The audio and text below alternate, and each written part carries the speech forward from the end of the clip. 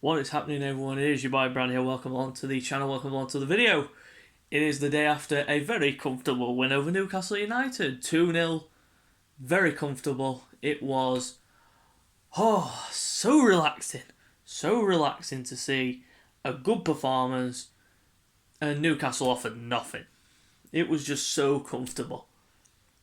Amazing, absolutely amazing performance. But the more important game is Thursday. And basically, we've got to take the momentum that we've got today into Thursday. And how hard is that going to be? Well, we'll just have to wait and see. But yeah, comfortable afternoon's work for Arsenal yesterday. 2-0. But I would like to touch on the protests that happened yesterday at Old Trafford, with Manchester United fans storming Old Trafford, going onto the pitch,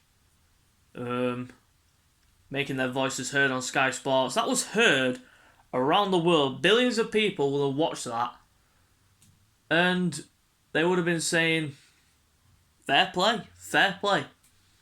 But the one thing you cannot condone is obviously the violence.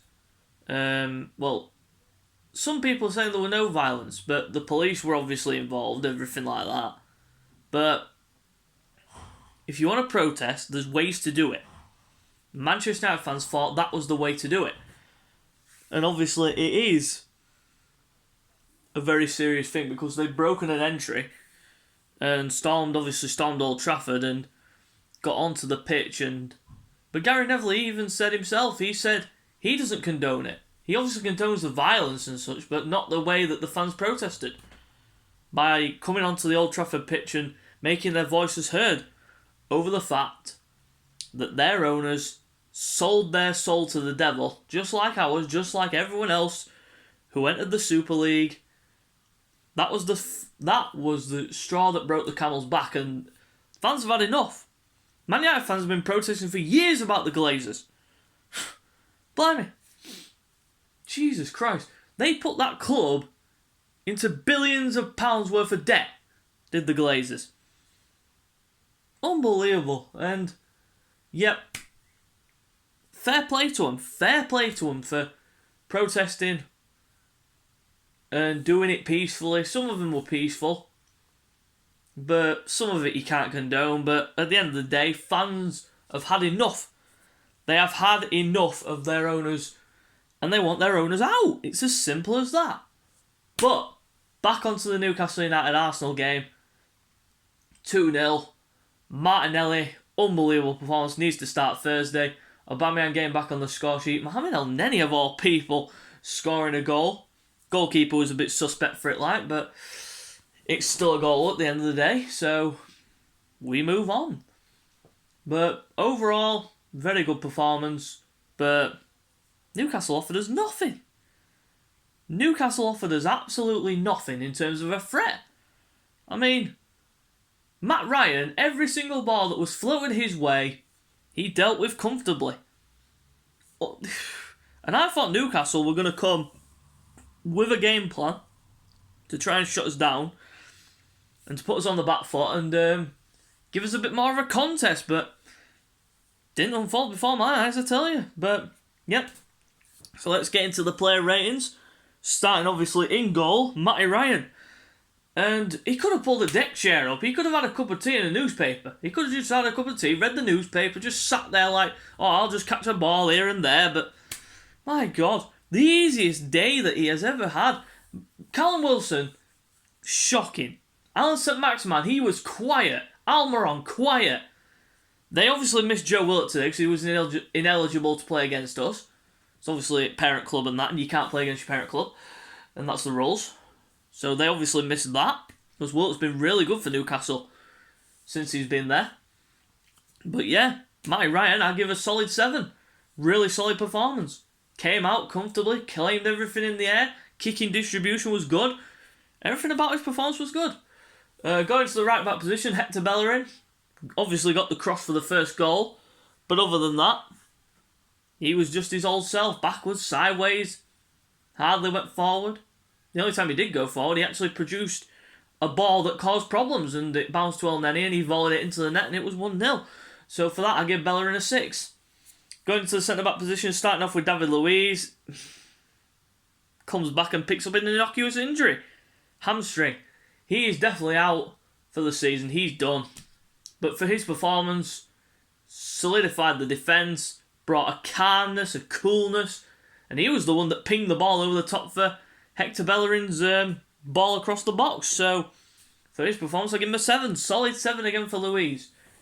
And we're going to miss him now until the end of the season. It doesn't look like he's going to be renewing, so we'll see you next time, David. Next to him, Gabriel. Again, solid, calm, cool, collected. Brought everything that you expected. He looks comfortable next to Luiz. I've noticed when they switch the partnerships up, it doesn't look that good.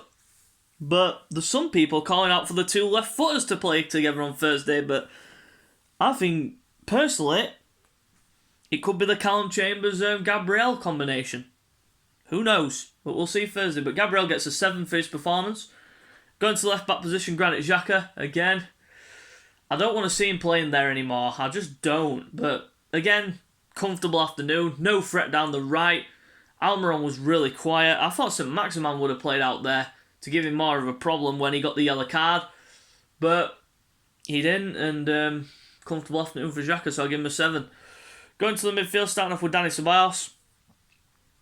Much better performance, but didn't really offer much in terms of a threat going forward or anything like that. But he gets a 6 for his performance. Next to him, Mohamed El Neni, solid 7. He was commanding in the midfield. He really did boss the midfield, and he got the goal that put us 1-0 up. So, but this guy, El Neni, he just seems to love the long ranger. He doesn't love a simple tap-in. He loves the long range drive, shot from outside the box. So, that's good. So I give Mohamed El Neni a 7. Going to the pivot behind the striker, the 3 behind the striker, starting off with, who's on the right? Oh, Willian. Offered nothing in the game. Literally a bystander throughout. He gets a 5. Martin Odegaard was on the fringes of the game, got the pre-assist for the Aubameyang goal. He looked lively, but he's trying to steady himself back into the team and trying to not injure himself. But for his performance, I'll give a 6. He was decent.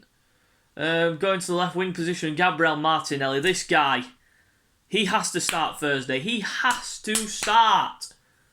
If he doesn't start Thursday, the world ends. Simple as that. But he's got to start. He was my man of the match today. Well, yesterday, I should say, not today.